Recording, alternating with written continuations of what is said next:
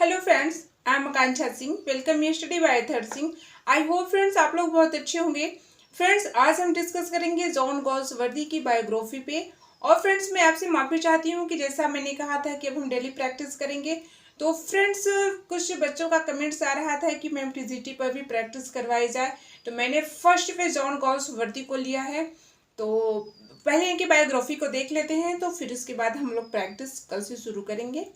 ठीक है, तो चलिए आज की वीडियो को स्टार्ट करते हैं। चैनल को लाइक सब्सक्राइब शेयर जरूर कर दिया कीजिए। Birth 14 August 1867 at Kingston upon Surrey England UK. इनका जन्म हुआ था फ्रेंड्स 14 अगस्त 1867 के Kingston upon Surrey England UK में। और ये मरे थे on 31 January 1933 at Grove Lodge Hampstead London England. ये मरे थे 31 जनवरी 1933 को और हैम्प स्ट्रीट लंदन इंग्लैंड में। ठीक है। In 1932, he was awarded Nobel Prize for Literature. He donated the prize money to the trust meant for benefit of PEN. PEN को पहले समझ लेते हैं ये क्या है। PEN का फुल फॉर्म है पोएटिक एथेइस्ट। यस पोएटिक हो गया एथेइस्ट, और ये एन का मतलब हो गया नोबलिस्ट। ठीक है। 1932 में फ्रेंड्स इनको नोबेल प्राइज लिटरेचर के लिए मिलता है। और he donate prize money and trust mist for benefit. क्या कह रहा है कि ये जो प्राइज है और जो उसके मनी जो उसका पैसा भी मिला था उसका बेनिफिट PEN को हुआ था। क्योंकि ऐसा कहा जाता है फ्रेंड्स कि जब इनको ये नोबेल प्राइज फॉर लिटरेचर का मिलने वाला था तो उस टाइम इनकी ज़्यादा तबीयत खराब हो गई थी और वो वहाँ पे पहुँच नहीं पाए थे। तो इस वजह से जो है कि ये अपना जो है donate prize money to the trust meant for the benefit to the PEN को कर देते हैं। ठीक है।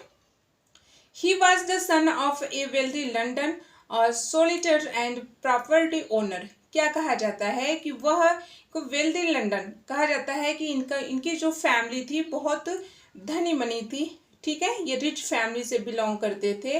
और जो सोलिटर एंड प्रॉपर्टी ओनर थे, इनके जो एक वकील और प्रॉपर्टी ओनर भी थे।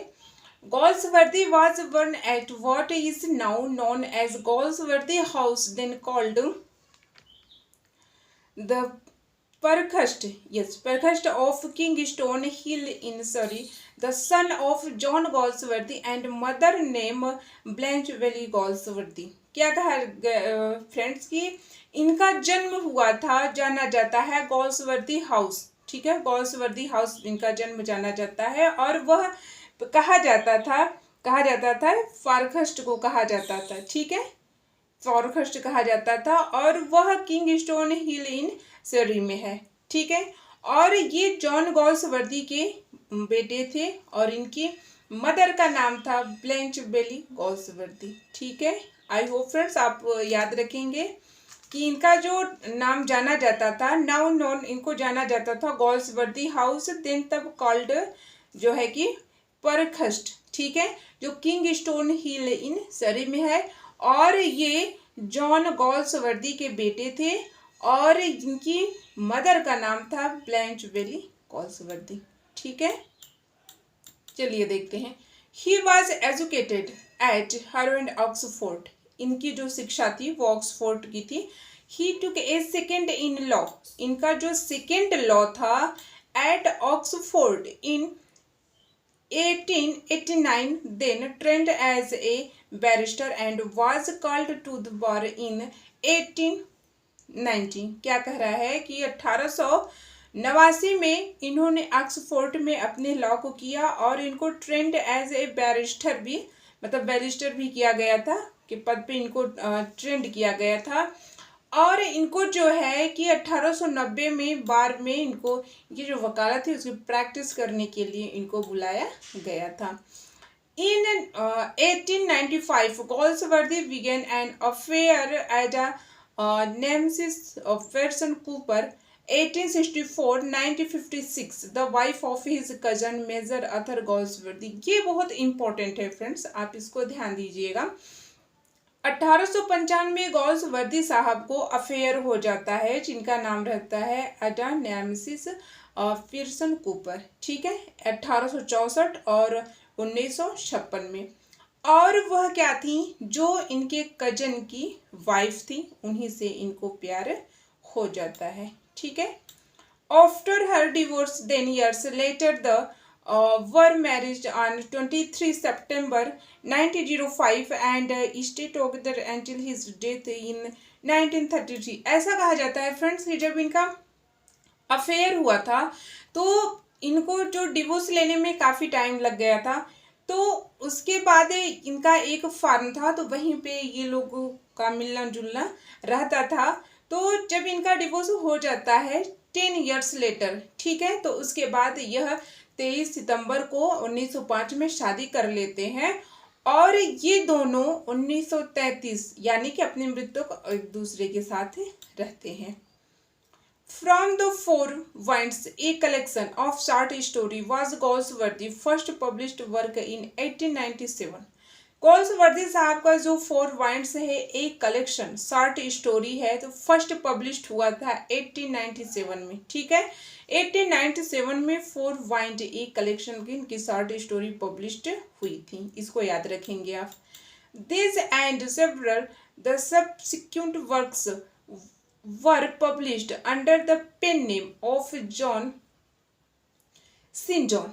आप इसको याद रखेंगे फ्रेंड्स कि जब गोल्सवर्दी साहब ने जब अपने काम को करना शुरू किया था, जब इन्होंने अपने कार्य को करना शुरू किया था, तो उस समय ऐसा कहा जाता है कि इनकी बड़ी हाई फाई फैमिली थी, तो इनकी जो फैमिली में ये सब अच्छा नहीं माना जाता था, तो इनका जो पेन नाम था अपने नाम छुमा करके रखे थे, जो इनका नाम था John Sinjohn, and was not until the Iceland Paris's 1904 that a began publishing under the own name। ठीक है, probably owning the recent death of his father। जब इनके फादर की डेथ हो जाती है तो his first full length novel Jocelyn was, इनकी जो फर्स्ट नॉवेल थी वह पब्लिश्ड होती है। An edition 1750 under the name of John St. John he later refused to have republished। ऐसा कहा जाता है कि जो उसका एडिशन था 1750 के अंडर में जो पब्लिश हुआ था, तो इनका जो नाम था जॉन सिन जॉन, तो उसको वो रिफ्यूज कर देते हैं, मतलब इनकार कर देते हैं। ये लाइन बहुत ही इंपॉर्टेंट है, इसको ध्यान दीजिएगा आप। हिज फर्स्ट प्ले, इनका फर्स्ट प्ले था द सिल्वर बॉक्स 1906। ठीक है, 1906 में इनका फर्स्ट प्ले आया था सिल्वर बॉक्स। ठीक है, which the theft of A prostitute force by A rich young man of good family. ऐसा कहा जाता है कि जो ये प्रोस्टिट्यूट पर्स है वह चोरी हो जाता है एक रिच मैन, जो ये यंग मैन गुड फैमिली, एक यंग मैन रहता है जो अच्छी फैमिली से बिलोंग करता है, is placed beside theft of silver cigarette case from the rich man father house by poor divine. ये भी वही कहा था कि जो सिल्वर सिगरेट का जो केस रहता है वो भी rich man father house by poor divine with very different reversing thought। Justice was clearly done, each case become a success and followed up the Man of Property 1906।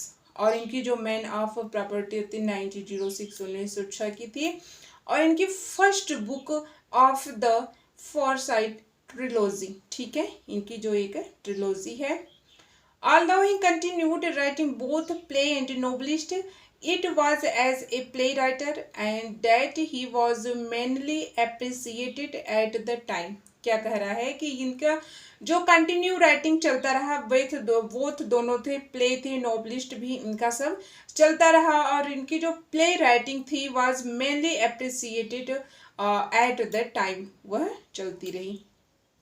His plays addressed the class system and other social issues too of the best। इनके जो play हैं friends, जो गोल्सवर्दी साहब की जो play हैं वो जो सोशल इशू, जो हमेशा सामाजिक इशू बना रहता था, उन पे ये लिखते थे। टू ऑफ बेस्ट नो, इनके दो बेस्ट जो प्ले जाने जाते हैं strife 1909 and the skin game 1920। ठीक है, इनके जो प्ले थे फ्रेंड वो एड्रेस करते थे सोशल इशू पे। ठीक है, जो सोशल इशू था उस पे, और उसके दो बेस्ट एग्जाम्पल इनके प्ले हैं strife 1909 and the skin game 1920। आप इसको याद रखेंगे। Although sympathetic to his, the careers of highlights their insular sonvis and equasive attitude and their sophisticating code। क्या कह रहा है फ्रेंड्स कि ये जो इनके जो प्ले थे, ये यही कह रहा है कि इनके जो प्ले थे उनकी जो सहानुभूति थी और जो पारंपरिक को दर्शाते हैं वो सब इनको नहीं था, ये सब झूठा मानते थे, ऐसे ही इसको करते हैं। आइए आगे देखते हैं। Thought his writing also were the campaign for variety of causes including the prison reform, women rights and animal welfare and also against the censorship. क्या कह रहे हैं कि ये जो गोल्सवर्दी साहब ने लिखे थे वैरायटी ऑफ कॉजेज, जो प्रिजन रिफॉर्म थे फ्रेंड्स, जो जेल में जो कैदियों के साथ जो उनके साथ अन्याय हो रहा था, जो औरतों का अधिकार था और जो एनिमल के साथ वेलफेयर था, उसके लिए इन्होंने आवाज उठाया था। During the First World War, he worked in hospital in France as an orderly after being passed over for military service, and 1970 turned down the knighthood, for which he was nominated by Prime Minister David Lloyd George। ठीक है, Lloyd है। क्या कह रहा है friends कि जब first world war हुआ था तो उसी के दौरान इन्होंने फ्रांस के हॉस्पिटल में कार्य किया था, और इन्होंने जो मिलिट्री सर्विस की थी, वहाँ के जो सैनिक घायल हुए थे उनकी इन्होंने बहुत सेवा की थी। तो 1917 में इनको प्राइम मिनिस्टर के द्वारा, प्राइम मिनिस्टर का नाम है डेविड लॉयड जॉर्ज, अब इसको देख रहे हैं, उनके द्वारा इनको नाइटहुड दिया जाता है, लेकिन यह उसको इनकार कर देते हैं। On the precept that a writer reward come the simply from writing itself, लेकिन वह उसको इनकार कर देते हैं फ्रेंड्स। वो कहते हैं कि ये जो पुरस्कार होता है वो राइटिंग के लिए दिया जाता है, लेकिन मैंने तो समाज सेवा किया है। ठीक है, अब देखते हैं 1921 he was elected as first president of PEN International Literary Club and was appointed to the Order of Merit 1929। 1921 में फ्रेंड्स इनको first president of poetic atheist novelist international literary club में किया गया, और फ्रेंड्स इनको 1929 में ऑर्डर ऑफ मेरिट में किया गया। ठीक है, अपॉइंटेड किया गया, आप इसको याद रखेंगे। Galsworthy lived for the final 7 years of his life at Bury in waste success. क्या कह रहा है कि जब गोल्सवर्दी साहब फाइनल 7 years, जो उनके फाइनल 7 years थे, तो उन्होंने अपना जीवन बरी में जो वेस्ट सेक्सेस में था वहीं पे अपना व्यतीत किए थे। He died from the brain tumor at his London home, Grove Lodge, Hampstead Street, in according with his will he was the cremated। क्या कह रहा है कि इनकी जो मृत्यु हुई थी ब्रेन ट्यूमर से हुई थी, आप इसको याद रखिएगा। इनकी जो गोल्सवर्दी साहब की मृत्यु हुई थी वो ब्रेन ट्यूमर से हुई थी, और वह लंदन में उनके घर, ठीक है, हिज लंदन होम, उनका जो लंदन में घर था, द ग्रो लॉज और हैम्प स्ट्रीट में, और उनके अनुसार उनका दाह संस्कार भी वहीं पे किया गया था।